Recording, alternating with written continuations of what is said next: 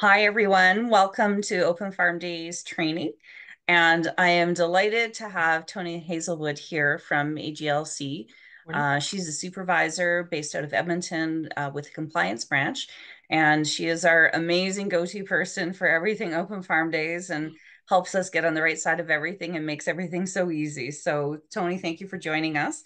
No problem. Today, we're going to go through two presentations. One is special event licensing, which will allow you to have a one-day permit for being able to serve craft beverage on your property during open farm days. And the second one is an artisan market to be able to have local craft beverage available at your farmer markets or your farm markets on your property. We will be, of course, recording this, and we also will be monitoring the chat section. At the end of each of the two presentations, we will go through the chat so that we can get direct answers from Tony for any questions that you have for your specific farm and for the events. So please bring your questions, and she's here to help us. So any burning questions you have, absolutely, let's put them down. So welcome, Tony, and I will pass it over to you. Thank you. Thank you. Yeah, my name's Tony Hazelwood. I'm a supervisor located in the North Office. My current portfolio is mostly dealing with manufacturers as well as liquor agents. However, I'm helping out today to go through the type of licensing you'll need if you want to serve liquor at any of your open farm days events. So just a heads up, I am going to be throwing up my email on screen here at the end of each presentation. So if you have any questions that happen to come after today, please feel free to drop me a line. I can send you in the right direction for any of the applications we're talking about or any of the type of licensing we're talking about. Okay, so in general, open farm days and any associated events are generally considered public events. Now, this is important because it changes the type of license that you or your group may be eligible for. So I'm going to be talking about three different license situations. The most common, of course, for you guys is going to be special event licensing. And that's going to be either public, community, or public commercial. And I will be talking about the difference between those two different applications. I'm also going to touch briefly on something called a caterer's extension, which is basically if you want to grab a local restaurant or currently licensed facility to host your event and be responsible for all the liquor service, there is the option of a caterer's extension. And finally, there's the option to hold your Open Farm Days event in a licensed venue, so something that already has a liquor license. That's another possibility. I'll be touching briefly on that. Okay, so basically, the required licensing is if you're selling or serving liquor, you require some sort of liquor license. Now, we're going to be talking about artisan markets, which is a little bit different, but for right now, we're talking about specifically serving open liquor in the form of either a beer garden or some kind of wall-to-wall licensing at an event, and that is what requires a special event license. Private special event licenses are fully accessible on our web portal. However, for open farm days, most of these events are deemed to be public, which means that a private special event license, you can't use a private special event license for these events. And in the event that someone takes out a private special event license for a public event, that private license might be null and void for that situation. So just bear that in mind. The qualifiers as to whether an event is public or private is basically if it's open and advertised to the public and or if the general public has access to the event, it's a public event. And that includes any advertising that's taking place online, social media, whether that's via Facebook or Twitter or any other social media platforms. And of course, a platform that's pretty common right now is called Eventbrite. If you're throwing up your event on Eventbrite, it's a public event. The question that typically I will ask an applicant is, okay, if I send a couple of my guys down to your event in plain clothes, that is, you have some inspectors who are not on a guest list, they're not on any invitee list. If they show up to your event and score dork tickets, or they show up to the event and are admitted access by just paying a fee or just walking in, that is a public event, regardless of how you advertise it. Okay, there's a link up on screen. That link is still live. We've had some system updates in the last little while, but the link that's up on screen will take you directly to the special event licensing portal. So the two types of special events, public special events, pardon me, are community and commercial. A community event is an event that's hosted by a nonprofit group or organization or a municipality. So if it is the Ag Society or local historical society or service club, a community group, a registered charity, or any one of those types of groups that is hosting and is responsible for liquor service, you will qualify for a community special event license. If it is a nonprofit organization, that includes any for-profit business or an individual for commercial purposes, then you will qualify for a commercial special event license. I have to advise that if you're going the route of a commercial special event license, that is to say, if the applicant is a for-profit entity, it could take longer to process the application. So general rule for any of these applications, especially as we ramp up into summer when things get busy, is the earlier you can get it to us, the better. So just bear in mind, we like to see, anywhere from 3 to 6 weeks for these applications. And the bigger or more complicated your event, the sooner you probably want to apply. And like I said, the commercial special event licenses take a little bit longer to process and have a few more requirements. Okay, for your special event, to qualify for licensing, it has to be in one of these locations.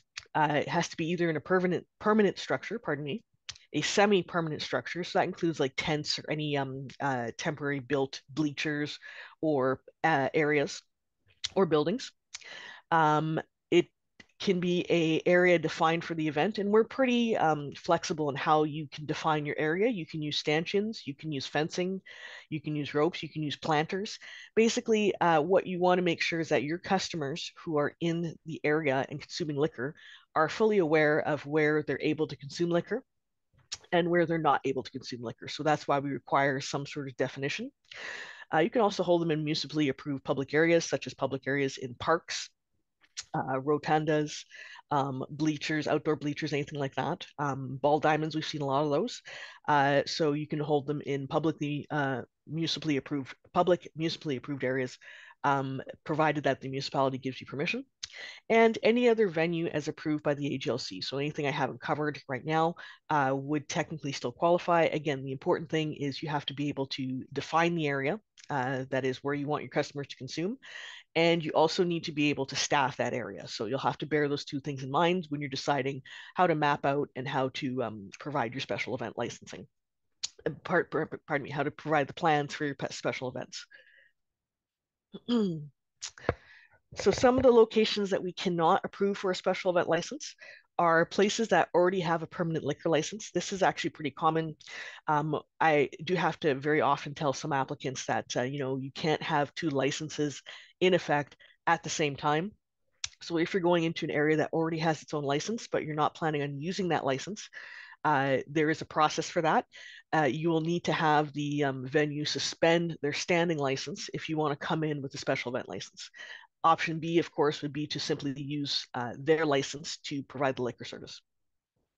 You also cannot hold a special event licenses in any liquor license area that has been suspended due to disciplinary action. So if the license has been suspended for whatever reason, maybe it's something due to what we call an instant report, which is a violation or contravention of our act and regs, or if the license has been canceled, even if it's a temporary cancellation, you cannot bridge the gap with a special event license. Same thing for any licenses that are permanent pending applications. So, for example, a restaurant that has an application in the pipes but is not yet authorized, that is, their license has not been issued, that restaurant would not be able to come to us for a special event license to cover them for the times where they do not have a standing liquor license. In fact, that might actually put their permanent license application in jeopardy. You can't hold a special event license in areas that have that lack any sort of definition. We do have a lot of options. Like I said, we're pretty flexible in what we call definition, and we do have special event licenses that are deemed to be site-wide or wall-to-wall, but those still have the requirements of some kind of definition, as well as appropriate staffing to cover that. And finally, you can't hold your special event license in areas where local fire, health, and the municipality approvals cannot be obtained.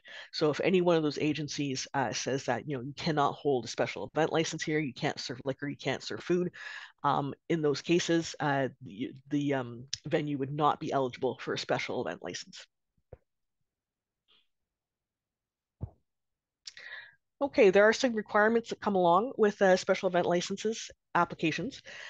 You and your staff may be required to obtain ProServe. We have scenarios where it's just a certain amount of staff that require ProServe, and not everybody, but just bear in mind it's always a good idea to have this authorized. And you may want to bear that in mind when you're pulling volunteers for your event. If you're using volunteers and not paid staff, they will be required to have ProServe. Food service is mandatory. You cannot have a special event license that is just liquor service. There has to be some kind of food service, whether that includes, your own catered food service, food trucks, local restaurants coming on site to do the food service or whatnot. You have to have at least a minimum light meal or snack. Most of the special event licenses we see have full food service, so things like barbecues, like I said, the food trucks and other types of food service. For special event licenses, we do require the sign off of a local police service. That could be RCMP or whoever your local police are. And for commercial SELs, criminal records checks are required. So that's one of the things that causes a little bit more processing time for the commercial SELs. Criminal records checks have to be obtained and sent along with those applications. Okay, so I'm going to move on to an alternate type of licensing. It's called caterers extensions. So previously we were just talking about special event licensing. That is the type of license that you as a host or an applicant holding an event can get, and it makes you effectively responsible for liquor service. If you would prefer that somebody more experienced, such as a standing bar, restaurant, lounge, or other type of licensee, have the ability to serve liquor at your event, you can utilize something called a caterer's extension. This is something that the actual standing licensee would have to apply for. The types of caterers, the types of licenses that may apply for a caterer's extension include Class A tap rooms, Class A minors allowed premises, Class A minors prohibited premises, any one of those. And it's very common if you're utilizing a local small manufacturer to conduct your liquor service, they will probably have one of these types of licenses. However, some of our small manufacturers have something called a Class A lounge license, which is effectively a license that does not require any liquor service. They're actually not eligible for caterers extensions. So you'll have to be careful. You'll have to make sure whoever you're utilizing, if you are going this route, actually has a license they can extend. And there's also something called a Class D commercial caterer in the province of Alberta, which is a caterer basically who's designated to hold events just like this, but they don't have their own standing restaurant, lounge, or bar. Basically, they are just a catering operation.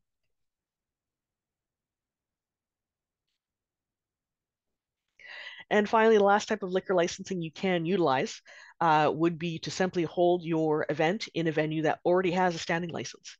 And there's no additional approvals. You just basically come up with a contract between you and the standing licensee to hold your event. The one exception is something called a Class C license. A Class C license is effectively a club license. They're not open to the general public. The most common example of a Class C license is your local Legion. They do not have a public access license, so any events that are held in that premises would have to be Legion events or events that are restricted to members and invited guests. In addition to that, I had previously mentioned that a Class A minors prohibited license could do a caterer's extension. Bear in mind that whatever license the licensee has would be the license that's carried to your event. So if you select a minors prohibited licensee, your event is minors prohibited. So just be very careful who you're deciding to use as a caterer. Okay, I'm going to switch gears here and talk just very briefly about buses and transport because this is a question that's come up in previous years. I know for some of these farm tours, there is a bus trip or a bit of travel involved. And if you want to use this, there is the possibility of a private special event license solely for the bus trip only. The thing you have to remember is that we do not license pub crawls. So a private special event license for the purpose of going from one licensed premises to another just for drinking would not be approved. However, if there's a bus tour that incorporates several areas, and you want to visit, arrange or organize a bus tour that visits several farms that might be a distance apart from each other, as long as they're still within the borders of Alberta, you may qualify for a public special event license, pardon me, for a private special event license for that bus trip. Now, they're not terribly common right now, but they are still in existence. And if you have any questions about that or what would qualify for a bus trip, please let me know. Okay, so we've covered special event licensing. Um, I'll leave it up to Tanis if you'd like to go through the questions for that now, or if you want to do everything at the end. Yeah, I think if we could do the questions now, that'd be great. We've got a couple here. Okay. So I'll start off with the first one. And also, if anyone has some, you're welcome to unmute and ask yourself. But if you have tickets prior, um, for some of the events, so we have long table dinners, we have things like that. So people are purchasing their tickets in advance. Can that be considered a private event because the tickets will not be available kind of at the door, if you will? Again, if it's open and advertised to the public, that is that I can buy a ticket, my inspectors can buy a ticket, anybody can buy a ticket, uh, that would still be deemed a public event. Now, if your ticket sales were restricted to a particular group, like only invitees or only members of a particular society or club or service group, that might be considered private. But in general, just because you're selling tickets doesn't necessarily mean it's not a public event. If the tickets are open and advertised to the general public, and if the general public can buy those tickets. That's why I mentioned a little bit earlier, I talked about Eventbrite. Eventbrite is basically a public platform. So if you're listing up there, even though you're doing advanced ticket sales, which is very common, where there's just advanced ticket sales and you cannot get any ticket sales at the door because seating is limited, if those are open and advertised to the general public, it's still a public event. Okay, great. Thank you. So I've hired a caterer to do my long table dinner. Um, what information do I need to get from them about their liquor license? You'll want to ask, first of all, what type of liquor license they have. Like I said, there is such a thing as a Class D commercial caterer, so that would be eligible, as well as a Class A restaurant, a Class A bar that would be minors prohibited, or a manufacturer's tap room. Those are the types of licenses that can be extended into a caterer's extension. If they can't tell you what type of license they have, um, or you're not, they're not really sure what type of license they have, you can cross check it with our office. But I would suggest that if they can't tell you what kind of liquor license they have right off the get go, they might not have the type of liquor license you need to extend at Cater's extension. I can check at my office point. So if you want to shoot me an email, a bare minimum, I need the name of the venue and probably the location. And by location, I mean city, municipality, or wherever they're located in the province. And I could look them up on our system and I could tell you what type of license they have. Okay. And if you've hired a restaurant or a chef that has a liquor license in their establishment, is there some sort of burden of proof, something that the farms will need to have or have on hand just to make things right from an AGL standpoint, or is it okay that they just have those licenses with the assumption everything's correct? Yeah, what they need or what the licensee needs is they need to show up with a copy of their approval.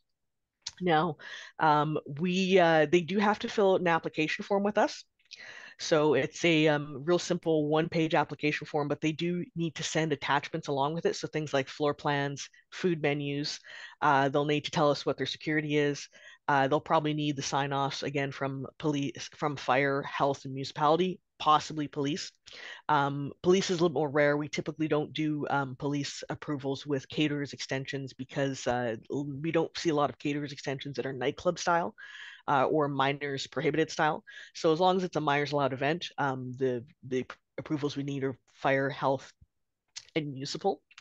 And they would need to provide those to our office. Now, once those are provided and we vet the application, we approve them, we will either issue a email approval or we'll take that form that they sent us and put an ink stamp on it. More likely to be email approval. So the bare minimum, you'll want to get that from the licensee to have it at your event. You don't need to post it up necessarily, but if let's say, for example, the local police service walks in and says, "Hey, where's your liquor license?" You will need to provide something to show that they were approved at that venue. Marvelous. So fair to say, from a farm perspective, it's okay to ask those providers, hey, can you shoot me over a copy of the confirmed Yeah, AGLC agreement? absolutely. And again, if they are hemming and hawing or they can't tell you if they have an approval or not, I would suggest they probably forgot to apply. I'm not saying it happens often, but it has happened a couple times. We're also in the unique situation that we can't pull off miracles. So if you apply for an event on Friday afternoon at 3:50 and the event's on Saturday, probably not going to be able to process the application. Bare minimum in inspections, a caterer's extension, I'm probably going to need about a week. Okay. More comfortable will be 2 weeks. Like I said, more advanced time you give me, the better. For your special event licensing, we have a unique situation going on in our licensing department right now. We switched over our systems, and as a result of that, there's a bit more of a lag than normal. So you might be in a situation where last year we could have approved an event a couple days prior to the event date. That's not happening this year. So you need to apply in advance. If your event's happening in August, we'd probably need to see a special event application sometime end of June, beginning of July.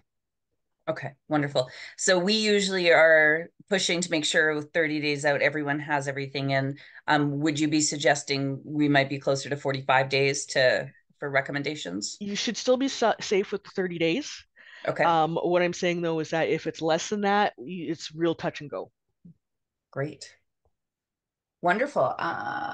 I don't see any more questions right now. So if we want to move over to Artisan Market, and if you do have any questions, feel free to put them in the chat, either about the Artisan Markets or the special event licensing.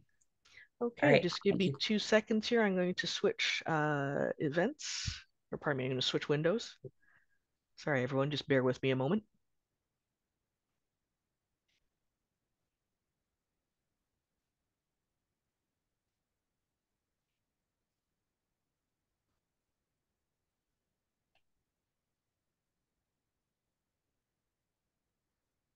So Tony, there's one more question about the cost of a commercial license. Is it still $500 for a commercial one? Yes, it is still $500. Correct. Okay, so and then if you are working with a not-for-profit, an ag society, then those permits are $50, correct? Yeah, so it's for the community licenses, it still goes by the amount of liquor. Right. You guys will have to forgive me. I had to restart my PowerPoint here. It's very slow for some reason. But it starts off at 50 and it could ramp up depending on how much liquor you're actually purchasing. Right. So there's cutoffs. So if you're under $1,000 in terms of liquor, which I think many of our events are, there's sort of 100 people long table dinners or 50. So generally, being under $1,000 in terms of pricing is not unrealistic. So those ones will kick in at 50, and then it starts to skew up a little bit. So I mean, Yep. our recommendation where possible is to work with a local, whether it's an ag society or a local group, whether it's an H4 group or sorry, 4-H group or, whatever it is, if that's an option, absolutely explore those. All right. Can everybody see my landing page right now? Yes. Okay, perfect. So we're going to move on to artisan markets. Artisan markets is another process that you have to apply to the AGLC for.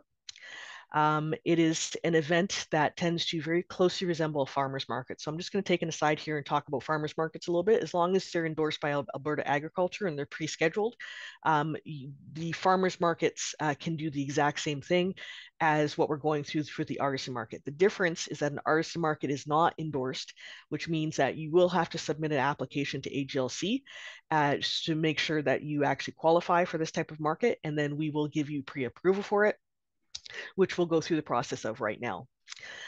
So you can hold the markets in a variety of venues, and they can vary in frequency from a one-time event to a regular scheduled set of seasonal dates. We're seeing a lot more of these regular scheduled seasonal dates. For open farm days, I believe we did have a couple of markets last year that ran 2 days instead of just one, but it's up to you how you want to schedule your event. To receive the approval, you have to provide an application to AGLC in advance. Now, these applications are not available on our regular website. You will need to contact our office to get one. Absolutely use my email or contact the general AGLC contact information on our landing page on our webpage. And someone will get you in touch with a copy of an artist market application. It's a one-page application. It's pretty simple. I'm going to be going through the basics during this presentation. Now, bear in mind that any markets that are focused on used goods, imported or commercially manufactured items are not deemed eligible. And this includes things like retail, such as malls and shopping centers, swap meets, garage sales, and flea markets. These do not qualify for artisan market approval.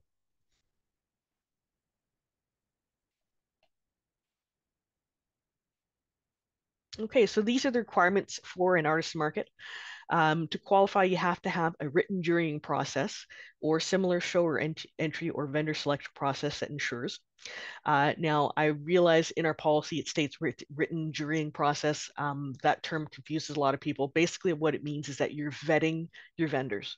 You have some sort of system, whether it's a list of requirements or an application process or anything you can put on paper that basically designates that you don't just have first come, first serve, and anybody and everybody gets to have a booth no matter what.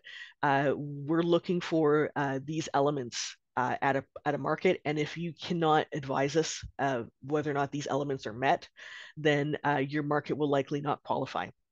So the jurying process has to ensure that the market is focused on high quality handmade goods. The market is at a minimum composed of 80% vendors or manufacturers who sell self-produced goods and not commercially produced goods. Please note this includes MLMs. They are not deemed to be self-produced, they're deemed to be commercial. And there can be no used goods. Now, we have made some exceptions for upcycling and reclaimed goods. So, example, if you have a furniture maker who uses barn wood or reclaimed barn wood for furniture, that would be deemed upcycling. That would not come under the heading of used goods. So you'd be okay there.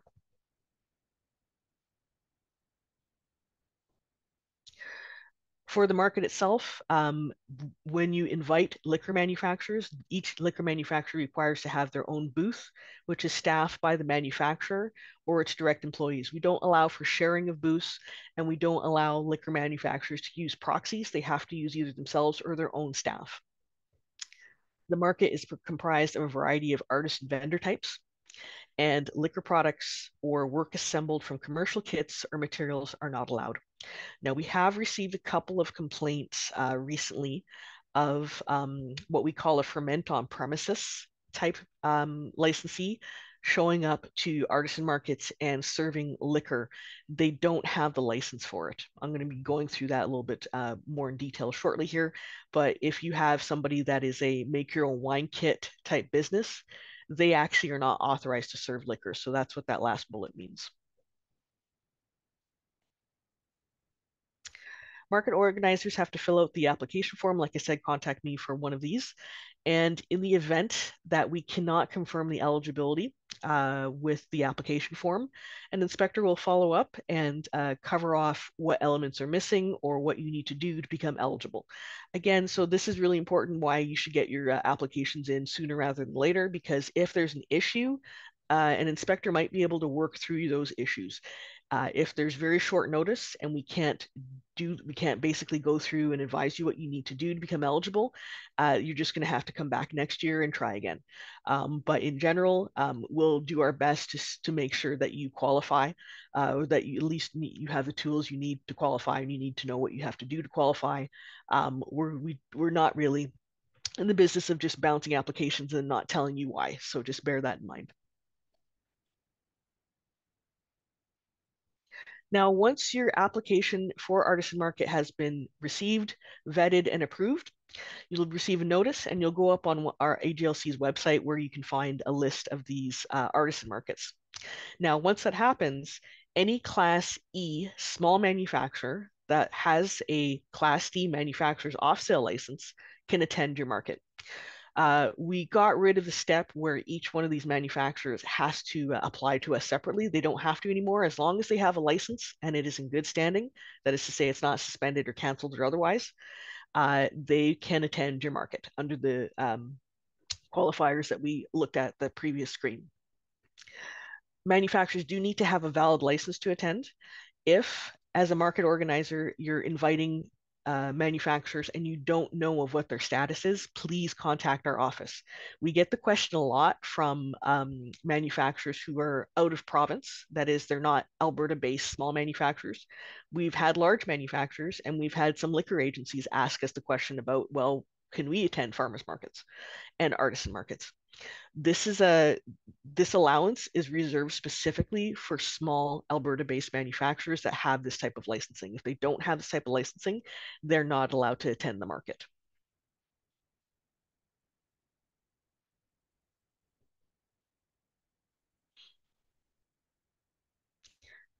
Okay, and as mentioned previously, they can attend the market and they can serve liquor samples, or tastings, we call them, for free.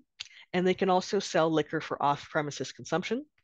The other classes of licensees are not allowed. We basically don't have this allowance for anybody except the Class C small manufacturers with the Class D off sales.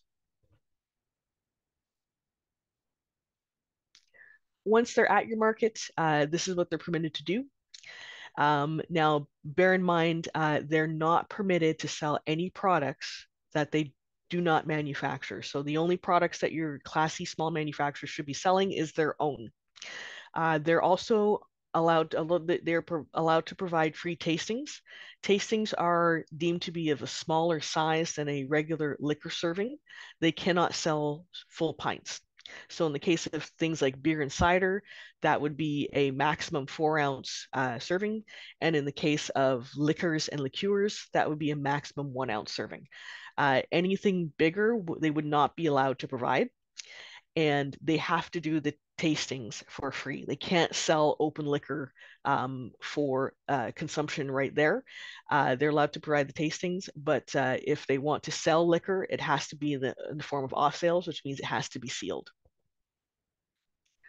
Also, they cannot sell liquor to minors, obviously. In Alberta, the standard is you have to challenge anybody who appears to be under the age of 25 for identification. And if you fail to do this, it could be a disciplinary action against your license. I'm not saying we've never tested farmers markets for this or artisan markets, but it's something that we actually do. AGLC does test standing licensees for. So manufacturers should know that if they look under the age of 25, they have to request ID from them. They cannot serve them liquor unless they provide valid ID. A manufacturer is also not permitted to sell to intoxicated patrons. And they have to make sure that their own designated booth is staffed by either themselves or their representatives, who must be adults. They can't use proxies. They can't use market staff. They can't use the staff of the booth next door to them. They have to staff the booth themselves. In the event that your market has a curbside pickup feature, the liquor that's brought out to the patron's vehicle has to be delivered by the manufacturer staff or the representatives. Again, you can't use a proxy for this, and you can't use anybody other than your own staff. And just something to be aware of if you're hosting these types of markets, customers may try to grab themselves a six pack or other form of off sales and rock over to the picnic tables that are available and just start to open them. They're actually not supposed to do that. So just bear in mind it's something to watch out for. And you might want to keep an eye on some of your patrons just to make sure they're not doing that. There's also the situation where some of these markets actually have an artisan market running at the same time as a separate beer garden event is running, and you want to make sure that the liquor for those two events is separate. So your customers are not showing up with their six packs or their growlers or their off sales and opening those up on site for casual consumption.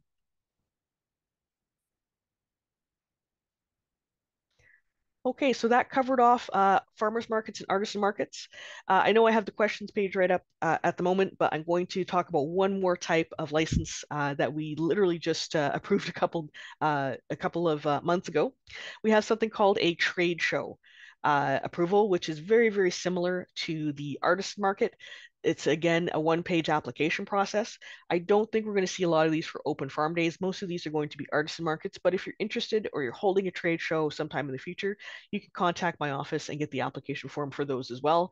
It has the same type of requirements and the same type of manufacturers are approved to attend a trade show. All right, so with that, are there any questions on the artisan market approval process?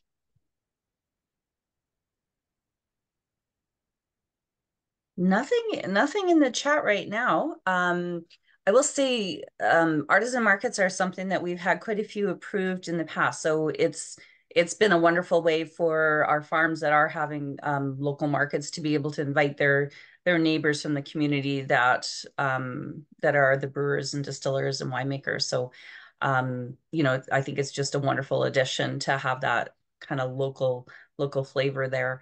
I know just looking at who's attending here. So I know we have some places that have licenses. So we have breweries, distilleries, winemakers there. If they want to invite somebody else who also sells and produces liquor, do they need any incremental licensing to the existing ones? Because theirs would cover their products that are made there. So would they need an artisan license in addition to their liquor license, or would they be covered? It depends. So if we're talking about a situation where you want to, you as a licensee, want to invite other manufacturers on site, now there's for that particular situation, we actually don't permit off sales, but you certainly can invite other manufacturers to provide tastings. You just can't do the off sales because on site, the only off sales you can provide are the ones that you actually manufacture yourself. Also, in general, if you're a standing licensee, you probably will not qualify for a farmer's market or an artisan market. They're deemed to be separate and they're not held by licensees. So they're held by other types of groups, but they're not deemed to be held by licensees. We have approved some commercial special event licensing for standing licensees in certain circumstances. But again, there's no off sales for that type of license. So you'll have to bear in mind that, yeah, if you want to invite, you can invite as many other manufacturers to come on site to provide tastings, free tastings, pardon me. But off sales are only sold in certain circumstances, like the artisan market, the farmers market on site of your own license, and of course, liquor stores and other Class D type premises. Oh, okay. I did not realize that. All right. Thank you. Any other questions? Feel free to unmute as well, and you can ask Tony directly.